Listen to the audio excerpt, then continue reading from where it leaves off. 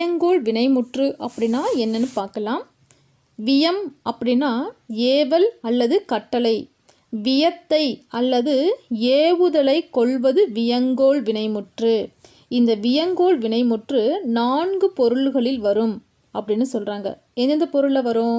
வாழ்த்துதல், வைதல், விதித்தல், வேண்டல். இந்த 4 பொருள்களிலும் வியங்கோள் வினைமுற்று வரும். உதாரணம் பாருங்க. வெல்க, வாழ்க அப்படின்னா என்ன அர்த்தம்? ஒருத்தவங்களை நம்ம வாழ்த்துறோம், அதனால இது வாழ்த்தல் பொருள். அடுத்தது பாருங்க. வீழ்க, ஒழிக, இதெல்லாம் எதை குறிக்குது? ஒருத்தவங்களுக்கு திட்டுற மாதிரி இருக்குது இல்லையா, அப்போ அது வைதல். வைதல் அப்படின்னா திட்டுவது. அடுத்தது வருக, உண்க, இதெல்லாம் எப்படி இருக்குது? வாங்க சாப்பிடுங்க அப்படின்னு கட்டளை இடுற மாதிரி இருக்குது இல்லையா, விதிக்கிற மாதிரி இருக்குது இல்லையா, அப்போ அது விதி